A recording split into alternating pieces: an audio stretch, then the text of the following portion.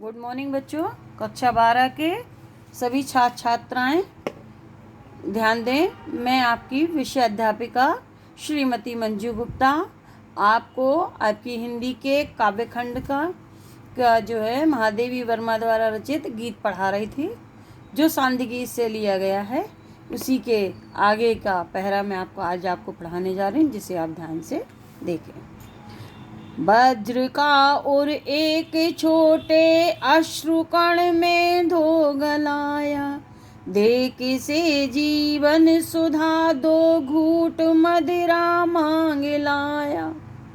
सो गई आंधी मले की बात का उपधान ले क्या, विश्व का अभिशाप क्या चिर नींद बन कर पास आया। अमरता सुत चाहता क्यों मृत्यु को उर में बसाना, जाग तुझको दूर जाना। महादेवी वर्मा जी अपने को साधक के रूप में संबोधित करते हुए कहती हैं, हे साधक, तू इस सांसारिकता में पड़कर अपनी साधना के पथ से कभी भी विचलित मत होना। कहती हैं, वज्र का और एक छोटे अश्रुकण में धो गलाया। अश्रुकण माने आंसू की बूंदें, और माने हृदय, वज्र माने कठोर। महादेवी वर्मा जी कहती हैं, हे साधक, वज्र के समान कठोर अर्थात दृढ़ निश्चयी तेरे हृदय को प्रिय जनों के रोने धोने ने क्या गला दिया, पिघला दिया। अर्थात तू अपने साधना के पथ पर आगे बढ़ने के निश्चय से विचलित हो रहा है। तेरे भीतर असीम साहस और शक्ति विद्यमान है, किंतु तूने भावनाओं के आवेश में उठे आंसुओं में गलाकर उसको नष्ट कर दिया है। महादेवी वर्मा जी कहती हैं, वज्र का और एक छोटे अश्रुकण में धो गलाया। महादेवी वर्मा जी कहती हैं, हे साधक, वज्र के समान कठोर तेरे हृदय को प्रियजनों के जरा से रोने धोने ने क्या पिघला दिया। अर्थात तू साधना के पथ पर आगे बढ़ने के दृढ़ निश्चय से विचलित हो गया। तेरे अंदर तो असीम साहस और शक्ति विद्यमान है, किंतु तूने भावनाओं के आवेग में उठे आंसुओं में गलाकर उसको नष्ट कर दिया है। दे किसे जीवन सुधा दो घूट मधुरा मांग लाया। आगे महादेवी वर्मा जी कहती हैं कि दे किसे जीवन सुधा, तू अपनी अमृत रूपी शक्ति और साहस को अर्थात साधना में जीवन को छोड़कर दो घूट मदरा मांग लाया। मदरा के समान तुक्ष आलस या प्रमाद का जीवन जीना कहाँ से सीख आया है। ये सब तेरे योग काम नहीं है। सो गई आंधी मलय की बात का उपधान ले क्या। बात मलय माने मलय पर्वत से आने वाली चंदनी सुगंध की वायु को कहते हैं मलय, मलय समीर। उपधान माने तगिया, ठीक है। बात माने हवा। सो गई आंधी मलय की बात का उपधान ले क्या। मलयागिरी से आने वाली चंदनी सुगंध का तकिया बना करके, उपधान माने तकिया लगा करके, क्या तेरे उत्साह की आंधी विश्राम करने लगी है।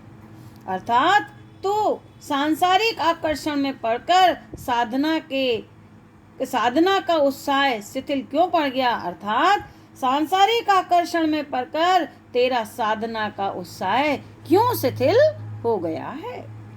ये अंडरलाइन यहाँ से करेंगे। विश्व का अभिशाप क्या चिर नींद बनकर पास आया। अमरता सुध चाहता क्यों मृत्यु को उर में बसाना, जाग तुझको दूर जाना। सो गई आंधी मले की बात का उपधान क्या। मैंने आपको बताया कि महादेवी वर्मा जी कहती हैं कि मलयागिरी से आने वाली चंदनी हवा का तकिया लगाकर क्या तेरे उत्साह की आंधी विश्राम करने लगी है? अर्थात सांसारिक आकर्षण में पड़कर क्या तेरा साधना का उत्साह शिथिल हो गया है?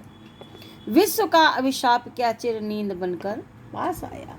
महादेवी वर्मा जी कहती हैं, क्या सांसारिकता और उपभोग के समस्त साधन संसार के तमाम अभिशाप बनकर तुझे आलस्य की नींद सुलाने के लिए क्या आ गए? विश्व का अभिशाप क्या चिर नींद बनकर पास आया? महादेवी वर्मा जी कहती हैं, क्या सांसारिकता और उपभोग के समस्त साधन संसार के समस्त अभिशाप बनकर तुझे आलस्य की नींद सुलाने के लिए तो नहीं आ गए? अर्थात तेरा आलस्य तेरे साधना के जीवन में अभिशाप बनकर तेरे पथ को नष्ट तो नहीं कर देगा। अमरता सुत क्यों? अविनाशी बताया है परमात्मा, क्योंकि आत्मा परमात्मा का अंश है, इसलिए परमात्मा अविनाशी है तो आत्मा भी अविनाशी है। अमरता सुत चाहता क्यों मृत्यु को उर में बसाना। अमरता सुत, इसलिए हे अविनाशी परमात्मा के अंश तू अमर पुत्र है, फिर भी तू सांसारिकता के जन्म मरण के चक्र में पड़कर स्वयं को क्यों फंसाना चाहता है? तू तो अमर पुत्र है, अमर परमात्मा का अंश है, फिर भी सांसारिकता के जन्म मरण के चक्र में स्वयं को क्यों फंसाना चाहता है?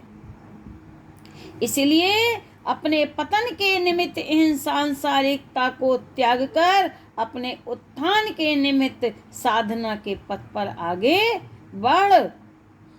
जाग तुझको दूर जाना, सांसारिकता के पथ पर आगे बढ़ और अज्ञान की नींद से जाग उठ, क्योंकि अभी साधना का मार्ग बहुत लंबा है, तुझे बहुत दूर जाना है।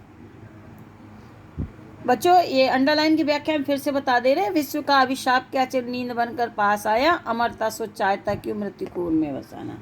ये लिखेंगे, महादेवी वर्मा जी कहती हैं, क्या सांसारिकता और उपभोग के समस्त साधन संसार के तमाम अभिशाप बनकर तुझे आलस की नींद सुलाने के लिए तो नहीं आ गए? अर्थात तेरा आलस तेरे साधना के पथ पर अभिशाप बनकर उसे नष्ट भ्रष्ट करने तो नहीं कर देगा। तू अविनाशी परमात्मा का अंश है, अमरता सो चाहता क्यों मृत्यु कोर में बसाना। तू अविनाशी परमात्मा का अंश है, इसलिए हे अमर पुत्र, तू सांसारिकता के जन्म मरण के चक्र में पड़कर क्यों फंसना चाहता है? इसीलिए अपने पतन के निमित्त सांसारिकता को त्याग कर अपने उत्थान के निमित्त साधना के पथ पर आगे बढ़ और अज्ञान की नींद से जाग, क्योंकि अभी तेरी साधना का मार्ग बहुत लंबा है। अपने अंदर जागृति ला, तेरी साधना का पथ अभी बहुत लंबा है। बच्चों, कुछ क्वेश्चन है, ये यहीं तक है, आगे पढ़ाएंगे, जिसको आप देखें।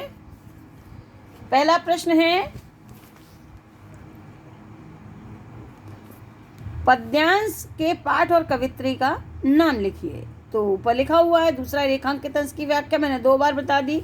तीसरा प्रश्न है, साधक के आलस्य युक्त और प्रमाद पर आधारित जीवन के संबंध में कवित्री क्या कहना चाहती हैं? उत्तर लिखेंगे, साधक के आलस्य युक्त और प्रमाद के आधारित जीवन के संबंध में महादेवी वर्मा जी कहती हैं, हे साधक, अपनी अमृतमय शक्ति और साहस को छोड़कर, साधना के जीवन को छोड़कर मदरा के समान आलस्य और प्रमाद का जीवन जीना तूने कहाँ से सीख लिया है? चौथा प्रश्न है, साधक को अविनाशी अंश बताते हुए कवित्री क्या कहती हैं? उत्तर लिखेंगे, साधक को अविनाशी अंश बताते हुए कवित्री कहती है, हे साधक, तू अविनाशी परमात्मा का अंश है, इसलिए तू अमर पुत्र है और सांसारिक जन्म मरण के चक्र में स्वयं को क्यों फंसाना चाहता है? अगला प्रश्न है, प्रस्तुत काव्यांश में साधक को किस बात पर के लिए प्रेरित किया गया है? उत्तर है, प्रस्तुत काव्यांश में साधक को सांसारिकता की मोह माया को त्याग कर दृढ़ निश्चय के साथ साधना के पथ पर अग्रसित होने के लिए प्रभावपूर्ण ढंग से प्रेरित किया गया है। बच्चों, ये क्वेश्चन है, इन क्वेश्चनों के आंसर आपको लिखना है, आगे कल पढ़ाऊंगी। Thank you.